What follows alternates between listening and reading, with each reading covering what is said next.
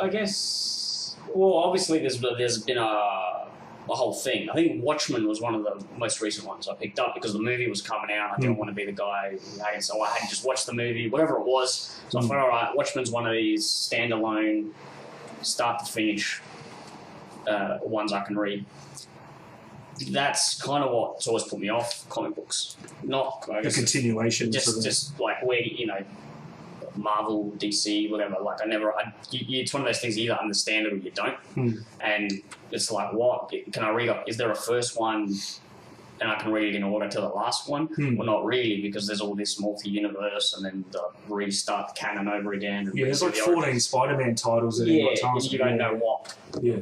Which which is why I always find it funny when people say, "Oh, the movie's not like the comic book." Well, of course it's not. It's an hour and a half. It's not 35 years of reading. So that kind of always put me off. It's like a whole investment if you want to read. And then I sort of started thinking, well, hang on, there are these things like Watchmen and V for Vendetta, which you can just, finish. Standalone. Short and sweet. Yeah. The story's not... It's the difference between a film and a TV show that goes for 12 series. Yeah. It gets to the point. 35 years. Yeah. Soap opera. That's it. Soap opera is more what...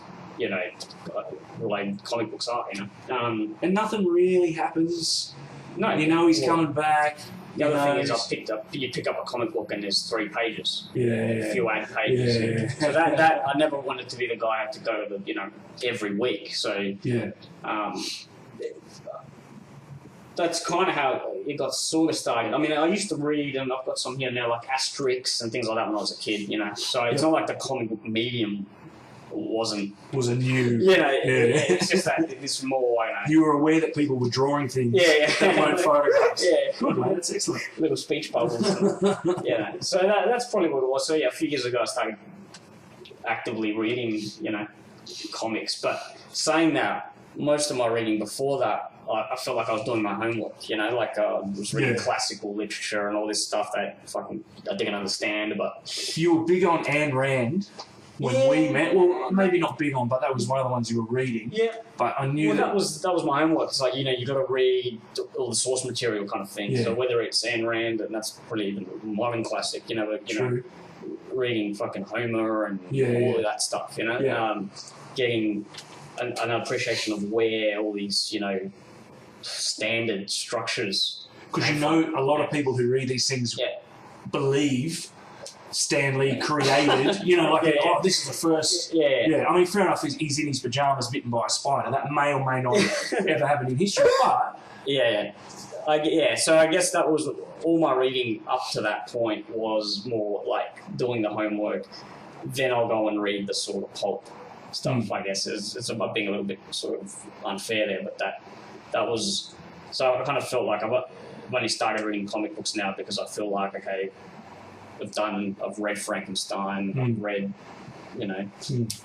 Dracula and all that stuff. Now I can go and read what's been inspired, by that stuff. Well, it's because the comic book is essentially a distillation of a bunch of different things that the author, the artist, maybe the colorist, maybe even the letterer, all these guys have had experiences, read different things. Their spheres come together and they produce something, a Watchmen, a V for Vendetta, From Hell, any of those kinds of things. Frank Miller, a lot of his stuff is clearly based on X and Y and Z. That's fair. That's like I'm reading. What's it called? Hellboy. And that's all H.P. Lovecraft and fucking whatever else, classic, occult fiction or whatever, gothic stuff. And I don't know all the references, but I know enough about that world. I can see where he's drawing from. And then he's blended it with Nazi Germany and added some teenage humor and whatever else. So it's kind of because he's a bit of a rebellious guy. He's only young and he goes through that problem with the father issues and So it's cool. Like it's I'd rather read that knowing a little bit about what might be on the head of the writer. Well, there's a lot of those things about Nazis and Germans and the army in World War II having occult divisions and bits of grav tanks and different bits and pieces. It fits into, from what I understand, and you've read more of it, so correct me if this is wrong, they call it Weird War. So it's a revisionist history It's a weird war genre. Things like Dust Tactics fit into it. Things like Captain America with Red Skull to an extent fit into it as well, where they take not necessarily true events, but somewhat realistic events, and then add an element that is no longer. Well, yeah, that's right. Well, I think there are like factual evidence of Nazis experimenting and trying to dye people's eyes blue and shit like that. Whatever that may or may not have happened, but there's enough stuff that I think we can just say happened. That you can go, well, let's just take that further and make it a whole thing. So that's most fiction, really. I mean, it's, you take something that might happen and you make it more interesting. Add an extra element, fantastical element to it. Twist it around. Well, a lot of the Marvel superheroes, even I knew as a kid, were just stories that I knew anyway. Maybe not necessarily fables or nursery rhymes, but Aesop and those kinds of things. Hansel and Gretel, Grimm brothers, and then they've added. Well, he has a lot of guns. There's a revenge plot, which we've seen 100 times. Oh no, this guy comes from outer space and he's blue or whatever. But it's an interesting situation because a lot of people are now getting involved in this for the film, the T-shirt, the soundtrack album.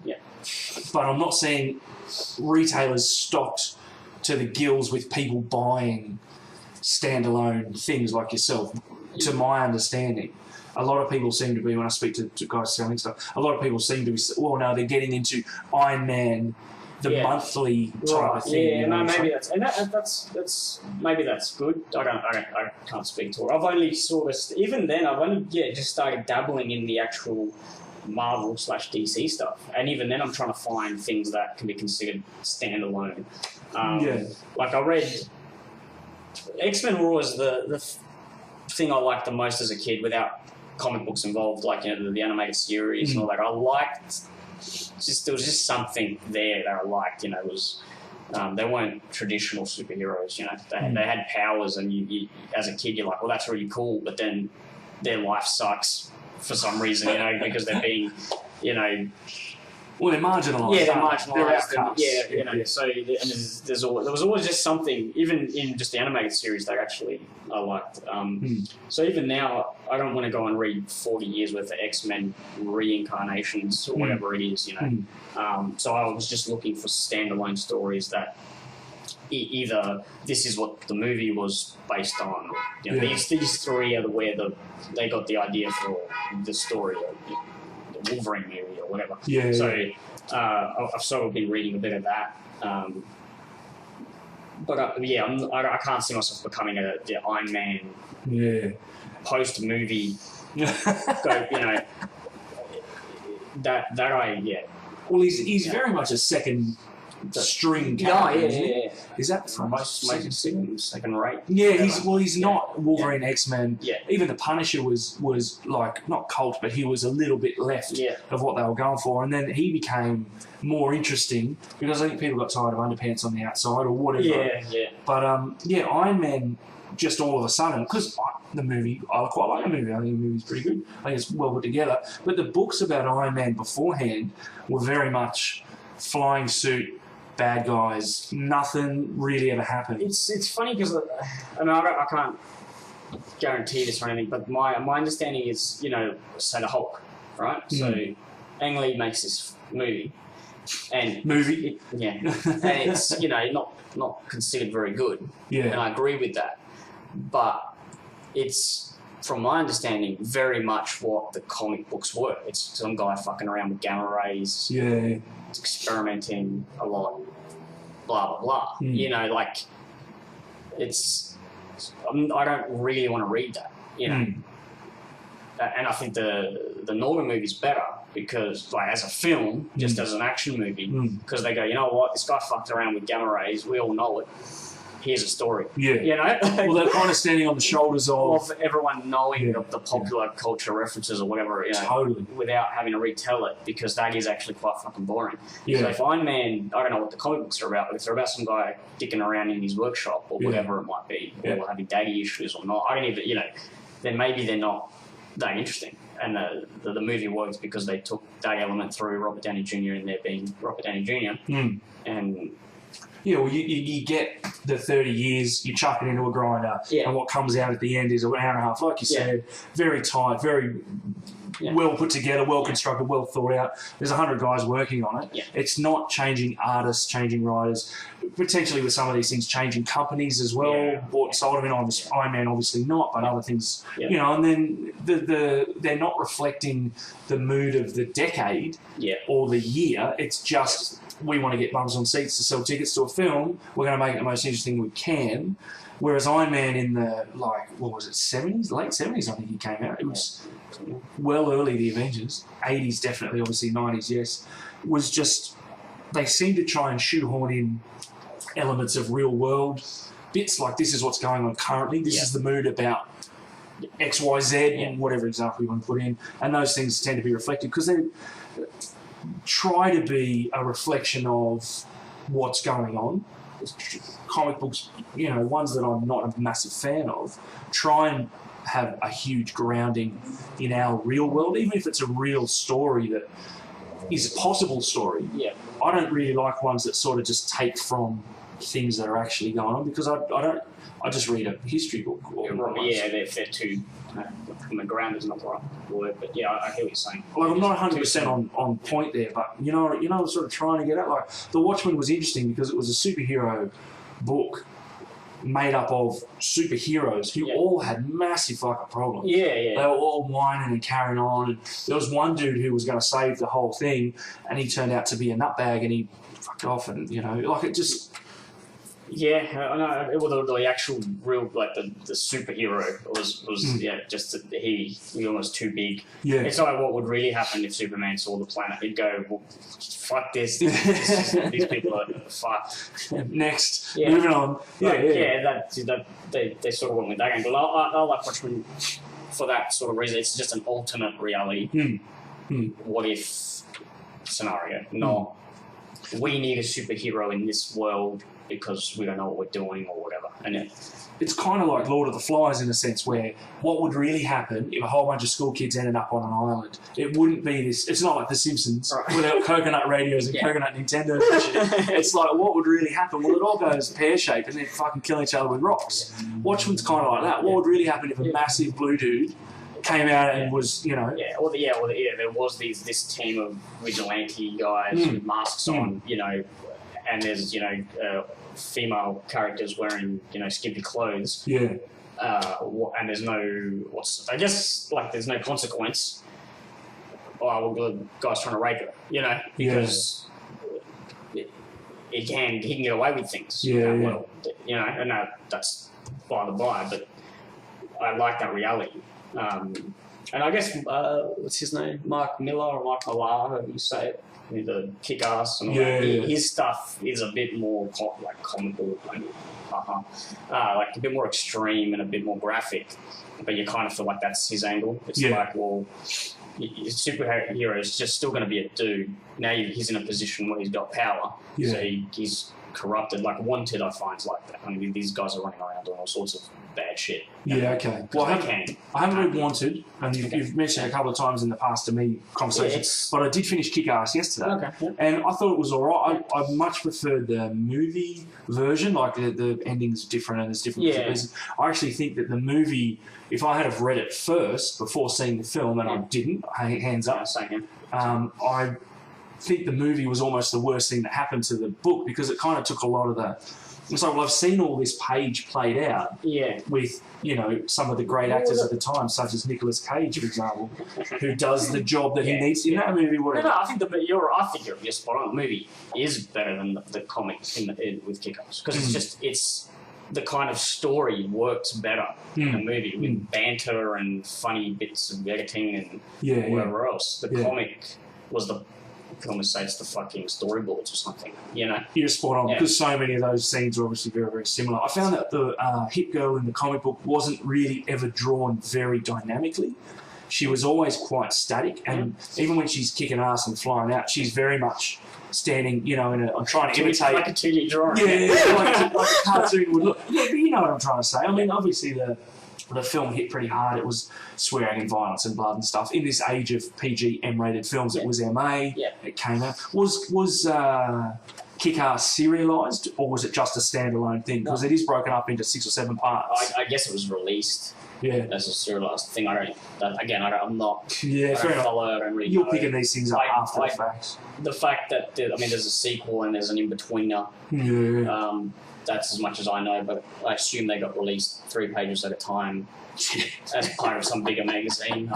Do you reckon that lessened the impact having a page at a time, or I think it's funny when you read through complete Judge Dredd or whatever, and every second page you're reading the recap or whatever, and it's kind of funny. You know why it was written? Like, it's written to be serialized as 2 pages of another magazine. And when you read them together, which is how I like to read things start to finish, it's a bit silly. It's all very dramatic every other page, because there's like a big ending or cliffhanger, or you're kind of like, well, the next page loses that impact.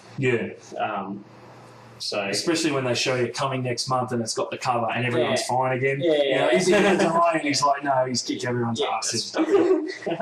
So I guess that's why I prefer something like Watchmen, which, even though it was serialized, it's much more of a novel, than it was a story that was written. It was a snapshot. It was a standalone thing. The fact that it was broken up is almost irrelevant, because they seem to have clearly had an arc and everything worked out beforehand. It didn't just drone on and on. No. They weren't writing it making it up as they go, so to speak. They could all take an outline or something. So that's kind of me in comic books. I don't really. I'm definitely not an expert. I've gone in and I've read, you mentioned Frank Miller before, I think, and looking at it now, like, I think Ronin is probably his best work, but if you ask any comic book guy,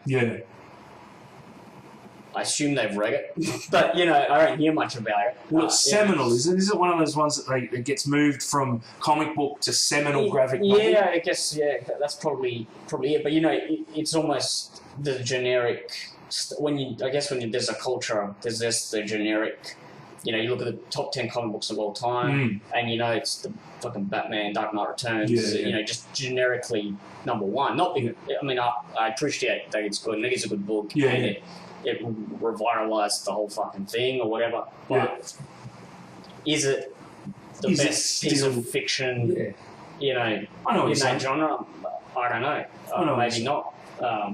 Ronin, you gave me a copy. I read it. It's interesting to look at. It's quite visual and stuff, which obviously you want in a graphic novel. But as far as story and stuff goes, but I'm not a massive fan. Breaking any ground, but I just thought it was more, like you're saying, it's just as a technical piece of kind of comic book art or whatever. It just feels really. It's good, and I got my sort of graphic design background. I look at that, and one spread it's all blue, and then the next one's all greens, and then the way they kind of the colours work, I thought was quite interesting. And you've hit it there. Sorry, just real quick, with your graphic design background, you're looking at things in a slightly different way to what maybe generally people read these for. Maybe a bit of escapism, maybe a bit of hero. Well, I love the Punisher and everything with him in it. I'm going to read, and then you sort of branch out other things. With your interest in these other fields, real world applications, Ronin probably ticks a few boxes. Fair enough. That makes a lot of sense. So there's not much, but I just find that when I speak to guys who are into comics, they haven't read some of the stuff I have in comic books. Well, because of that, because they're going into the Marvel, DC universe, and a lot of guys haven't read John Byrne's X-Men, which I thought was fucking awesome. It was unreal, but it's not one of the. It's not up there. It's not on the top 10. I don't know. It's not. It's Echo Terry Moore. I thought was really good. So I just feel like there's probably. I guess I'm lucky I haven't gone in through that crowd, because I probably wouldn't have branched out into this stuff. I guess maybe that's. I think you're probably pretty close, because I did come in through Marvel. I did read Marvel for many years, 10 years, 15 years. Marvel comics. DC was never something I really got into. I've never really been a big fan of Superman. Batman never really interested me hugely. Read a lot of Punisher as a kid, and then they did the futuristic versions of everybody, and it all got a bit interesting. But that was 20 12 through to whatever, or even maybe a bit younger through to whatever age I couldn't afford them anymore because they, got expensive and there was less and less in it, as you said before. But now, coming back, I got into Spawn, I got into Lobo, and I really got into Bone in high school. Yeah. Which is Jeff Smith, which is really, really good. They're on Cartoon Books and they went over to Image and then I think they maybe even came back. Like I've bought the thing in 4 different formats over the years, hardcovers, individual copies, compilations, whatever. And I find it was really interesting and it's one I continue to read. It's funny because if anyone ever said to me, I want to read a comic book,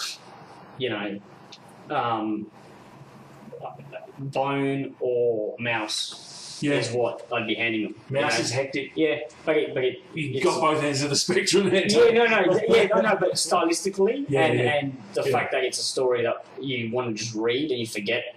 Yeah, like it's a comic or whatever. They're just good, well-written, nice stories. I mean, one's obviously more serious, up front. Bone's a little bit more. Well, you know what you're getting into looking at the covers. It's like when on The Simpsons, Itchy and Scratchy goes to Russia or whatever it is, and it's just falling through an acid rain.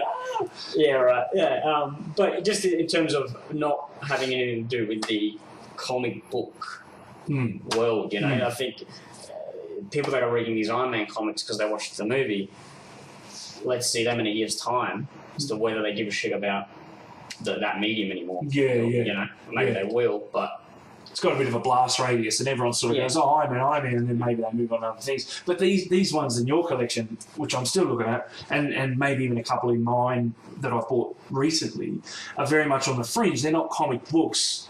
There's an extra element here, like you say, a bit of design, a bit of direct history. Like Frank Miller's got some stuff taken, from the past, and Bone's a large story. I always thought that was kind of like Lord of the Rings or something, or Hobbit. Yeah, I mean, it's I see it as a Disney story. It's a good one, but it's a very much a Disney-esque approach to so it's a fantasy, but with these sort of puppet kind of characters. They kind of look like if they were made out of plasticine. And it'd be a really cool animation to watch if it was like a stop motion or something like that, because they are very rounded and they're very simple artwork. It's not highly complicated. There's not a lot of extra lines and whooshes and bits and pieces. No, but just some clever little very touches. Clever. Very clever. And very witty as well. The writing's great. But the speech bubble coming out of the wavy, the sort of cloaks or whatever. Just things that because it's all whispered and it's all sort of they've got interesting things like that. I thought were funny. But I mean, from a purely design point of view, I've got Jimmy Corrigan, Smartest Kid on Earth or whatever, and I didn't like the story. It is a good story, but it's not an entertaining book by any means. But purely from a design aesthetic, it's fucking amazing. Right. Like infographic sort of style, lots of little clever. I could pretend I knew what infographic was immediately, or you could explain. Just the sort of tutorial drawing, how to save yourself in an emergency approach to kind of layouts. Oh, right. It's quite blocky, there's quite a lot of squares and stuff, which obviously works. Because I never know some of these new ones over pages and things and bits and pieces. I guess more very, very straightforward, but then the story's not straightforward. They're all, so it's it's an interesting little take on the genre, but I purely have that because I'm more of a design guy. I just, I can look at that and get some ideas about layout as opposed to it's an amazing story. So if someone came to you and said comic books, you'd say Bone or you'd say Mouse? If this was an outside kind of, if a 16-year-old said, I want to read a comic book. What are you doing talking to 16-yearolds for a start? Get out of the chat. But I guess if someone's coming to you from a design perspective, that would be your... so check this one out. Because I'm going back through Swamp Thing. Right, Alan Moore from the 80s. I'm not a massive I don't do a huge amount of research. I just kind of read it as it is, which I think you do the same. So I'm not going to tell you that it was written in this year and whatever. But there's been a lot of discussion about a lot of things that I watch and listen to and talk about. They bring it up quite often. And that's the only reason I'm going back. It hasn't been something I've always wanted to get my hands on and read. It's only a new thing. I've read the first book and a half, and it's really good. The artwork's interesting because it's very similar to what I read as a kid, which isn't hugely... It doesn't grab me as much as it did back then, but the story's so much more complicated. You know what I mean? When I read now, I'm looking very much for a new thing that I haven't seen before. Some of the Lobo stories that they come out with are quite good. In this instance, we're talking about the story. Graphically, the Goon, I'm a massive fan of. I think that looks really interesting. And each page you could almost frame and have it. And certainly when I was reading Marvel, I didn't feel that way. There was a lot of time spent to... Well, I mean, that's what we were saying before, the sort of 2-3 pages in a greater magazine. Big impact. So, by the numbers, you know, like, I mean, it was a magazine business, I guess, you know, we need to get 2 spreads out to the next hour. And I think even when they talk about how they used to actually put them together, there's a lot of like leaving of empty speech bubbles, and then someone like Stan Lee just comes in and fills in the words based on what the action is, and it's just like get a magazine out the door, not sit piece down of artwork, without undermining any of that. Like I just think there's a process that. Obviously, when it becomes, we need to get issue 12 out. Well, there's things, it took a commercial turn and there's money to be made. Obviously, it became less about, like, space-filling bits and pieces, little Spider-Man cartoons appearing here and there. And then it turned into, like, well, this is a long-running issue. We can actually make something out of it. And then it turns into now, 40, 50 years later, and we're sitting here going, oh, Spider-Man. But I guess at the end of the day, with all respect to it, it did create... But it's not something that I'm going to go and read because, as you said, there's, a decade of your life just reading 4 decades of his life. So I'm not really going to invest so much time when they are very similar. I mean, I think there's, when you look back on the whole history of one of these characters, you can go, oh, there's a lot of depth here and there's a lot of stuff that happened. But just in those 3 pages each week, it's a bit... be whatever. It kind of feels a bit like a sitcom where at the end of it everything goes back to normal, no matter what happened in the previous 18 minutes or whatever. If the last 3 minutes after the final ad break are, oh well, that was a trying adventure, and then the credits were. Comic books always, they kind of just feel a little bit like that. Like even when some of the big characters get killed, they bring them back in some form or another, and that's fine. Because it's comic books and you can do that. But it sort of takes away a lot of the I'll say weight, but I want to say gravitas, but it sounds dumb. Because... Well, I know exactly what you mean in the sense that, like, I've got 2 Daredevil books there. Born Again, The Man Without Fear. And they're really good to read. Yep. And I would never read any other Daredevil. I'm not interested. Like, I've read them. They're good standalone episodes, so to speak.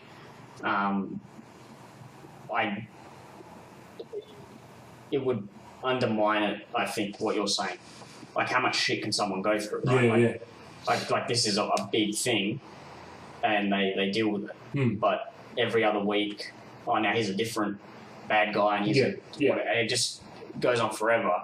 And you kind of get that sense of escalation, because you can't have the next bad guy be lesser than the previous bad guy. There's got to be some kind of increasing threat until it turns out that he's fighting an entire planet by himself. Keep in mind he's blind. It's silly. And then he has 2 sticks. Like there's already... If we had an issue of Daredevil where he just, got himself... I was going to say read the paper, maybe that's not. But you know what I'm trying to say. If he just had a Sunday off, had a nice breakfast with his dog, he probably has, I don't know, and then just had a relax, maybe listen to nice music, he would need that.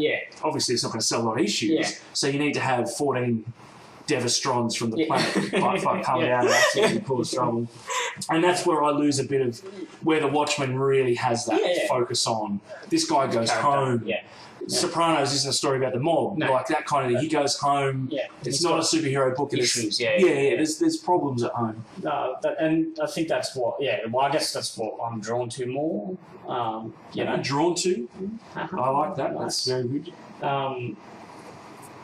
And why I think no one's ever going to be happy with the movie adaptations because they're not. Well, they're not ever going to be happy, but to be fair, some of them are shit. Yeah. Oh no, there's plenty. That's a whole other. Yeah. Well, let's not even get into it. But I guess that's kind of where I'm. You can never hold up a DVD and a comic book and go, "These aren't the same." This is what it should have been. Yeah, it should have been 400,000 pages of drawings. Like it's a movie, and that's kind of some of them are just shit, but they're shit films. They're not shit because they didn't follow the story. Yeah, you're spot on. Because no one's ever held up a copy of like the Iliad or something and Brad Pitt's Troy. And they're not the same. That's right.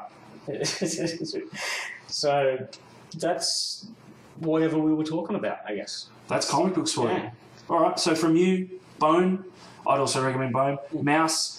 I wouldn't recommend Mouse if you're already a little bit sad, but it is a very good read. Yeah, I guess that. Yeah, I'm just throwing it out there as totally. You could read it without being a comic book person. It is a thing on its own. Yeah. It's not just for fans. Yeah. And again, I'll say The Goon because I really like The Goon. I should probably read it at some point. Well, when they stop, that's when you'll pick it up. When there's all 12 or whatever. I tell you what, wait for the movie to come out. Is Fincher making that? Yeah, Fincher's involved. Paul Giamatti, Clancy Brown. He's involved. I'll definitely have to. You have to, mate. You have to. Brown, fuck. Yeah, he's coming back. They've dusted him off. John Wayne not available. Clancy Brown. But once the film comes out, then you can get back into it and you can pretend, oh no, I read these long before. We've had that conversation about a few things later. Anyways, that's comic books. Cool. Thank you, Luke. Thank you.